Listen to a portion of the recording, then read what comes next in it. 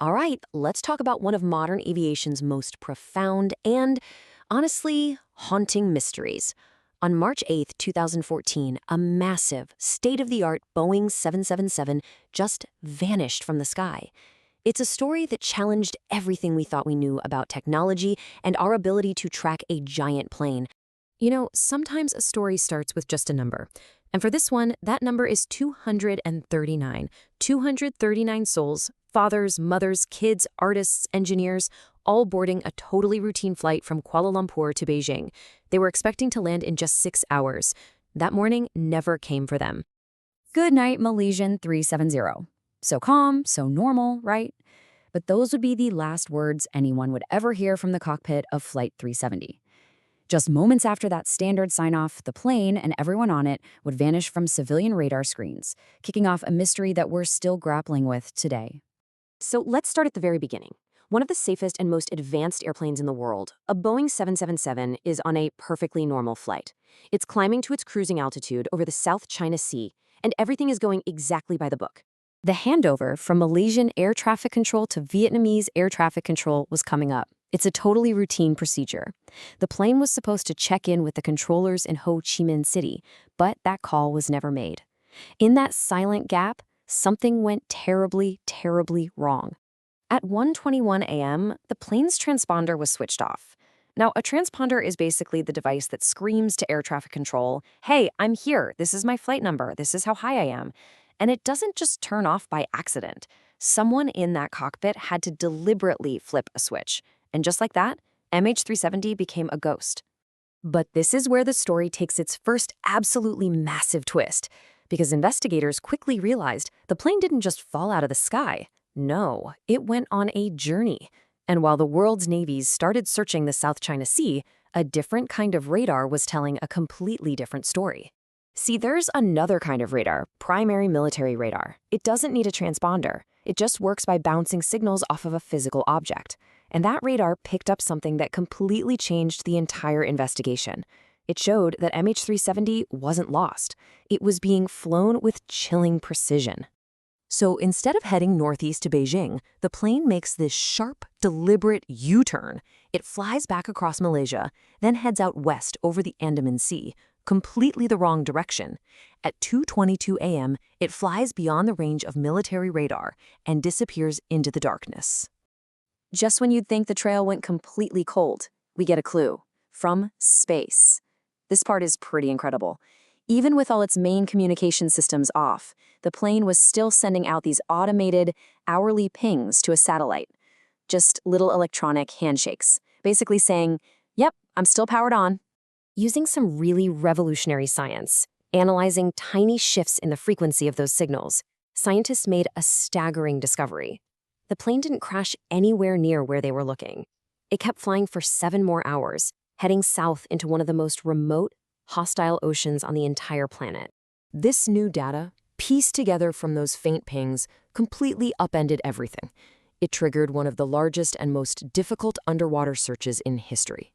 The search area had just jumped thousands of kilometers away from where everyone had been looking. I mean, that initial search in the South China Sea, it was a massive, costly effort that turned up absolutely nothing. Now, the entire mission had to move to this new zone, a place sailors call the Roaring Forties. We're talking brutal weather, massive waves, and a seabed we knew almost nothing about. Over the next 3 years, teams from all over the world scanned 120,000 square kilometers of ocean floor. That's an area larger than many countries. They used the best sonar, the best robotic submarines, and they found nothing. Absolutely nothing. And this timeline just shows you how long and frustrating this was. The flight vanishes in March 2014. For over a year, there was zero physical proof that it had even crashed. It wasn't until July 2015 that the very first piece of wreckage, a part of the wing, washed up on an island thousands of kilometers away. Since that first piece was found, more than 30 other pieces of debris have washed up on the coasts of Africa. So we know for sure that the plane went down in the ocean. But here's the heartbreaking part. The ocean currents are so complex, you can't really trace that debris back to a precise crash site. It was proof, but it wasn't an answer. So, if we know what happened, and we have a general idea of where, that leads to the most agonizing question of all. Why? The evidence of that deliberate U-turn, of the systems being shut down, it all suggests this was no ordinary accident. Investigators have really focused on a few main scenarios. Could it have been a catastrophic fire? Maybe from lithium-ion batteries in the cargo hold? It's a possibility. But the theory that gets more attention points to a deliberate act by one of the pilots, especially since some disturbing flight simulator data was found on the captain's home computer. You know, people talk about a ghost flight, where maybe a decompression event knocked everyone out and the plane just flew on autopilot, but that theory struggles to explain that first, very intentional turn. The theory of deliberate action, on the other hand, seems to fit the evidence of a controlled flight that lasted for hours.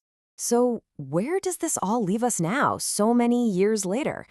Well, the tragedy of MH370 has left two lasting legacies: the immeasurable ongoing pain for the families and the concrete changes it has forced the aviation world to make. I mean, just try to imagine it. This quote from the family support group says it all. How can we hold a funeral without a body? It's this state of ambiguous loss. Not knowing what happened creates a wound that just cannot heal.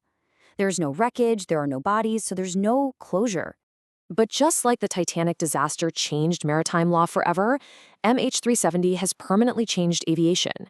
We now have global standards pushing for real-time aircraft tracking. Black boxes have batteries that last 90 days, not just 30. Cockpit rules have been strengthened. The goal is to make sure a plane can never just vanish again. And believe it or not, this story isn't over. New technology and new ways of analyzing old data have pointed to a new, more precise search area. And there are private companies with incredible robotic vessels ready to take up the search again, often on a no-find, no-feet basis. There is still hope. And that really leaves us with a final thought. This ongoing quest, it's about more than just finding pieces of metal at the bottom of the ocean. It's about finding the truth for 239 people. It's about giving answers to their grieving families. And it's about honoring their memory by making our skies safer for everyone.